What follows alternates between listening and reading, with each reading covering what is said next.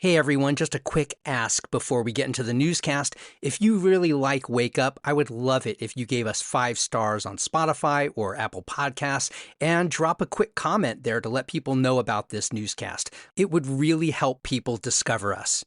All right, on with the news.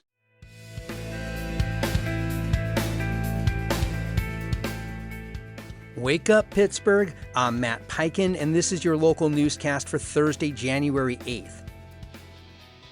In truly devastating news for the city, the Pittsburgh Post-Gazette will publish its final edition on Sunday, May 3rd, ending nearly 100 years of service. Block Communications, the paper's owner, cited sustained financial losses, over $350 million in the past 2 decades, as a driving factor. The company also pointed to recent court rulings requiring a return to a 2014 labor contract, which it described as outdated and inflexible.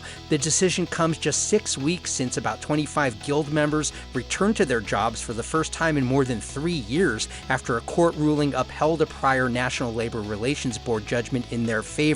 No word on whether there's an opening for a buyer to come in and save the paper. If the Post-Gazette does indeed stop operations in May, Pittsburgh would become the largest U.S. city without a flagship daily publication. You can read more about this in the Post-Gazette.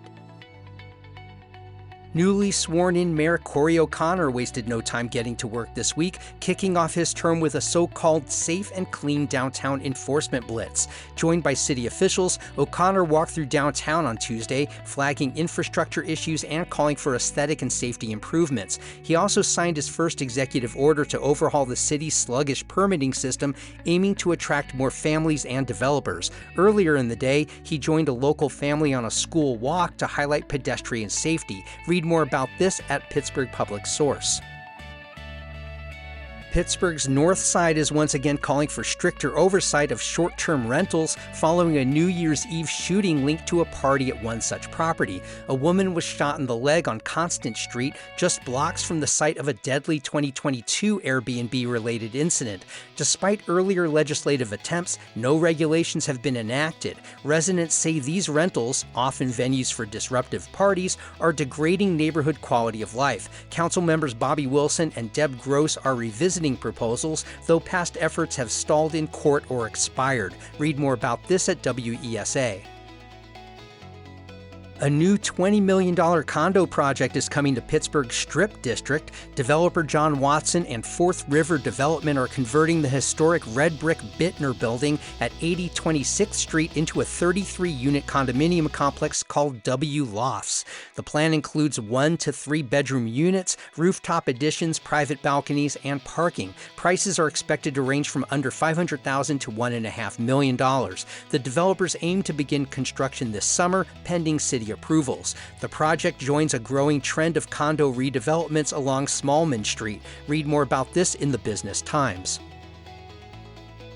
And 2 long-term transit projects will begin next week, affecting light rail riders. Pittsburgh Regional Transit resumes its multi-year rail grinding program next Wednesday, focusing on the Red Line between Overbrook Junction and Allegheny Station.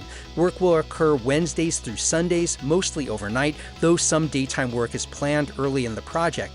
In tandem, the downtown subway tunnel will close on weekends starting January 16th for electrical maintenance, with shuttle buses replacing service at key stations. Both efforts aim to minimize rider disruption by coordinating schedules. Read more about this at KDKA. If you haven't already, sign up for our free daily newsletter. It's basically this newscast in written form. Go to wakeuppit, that's pit with 1 T, .transistor.fm. You can also find us on Facebook and Instagram at Wake Up Pitt. And please share this podcast with your friends who care about this city. I'm Matt Peiken. Thanks for starting your weekdays with Wake Up Pittsburgh.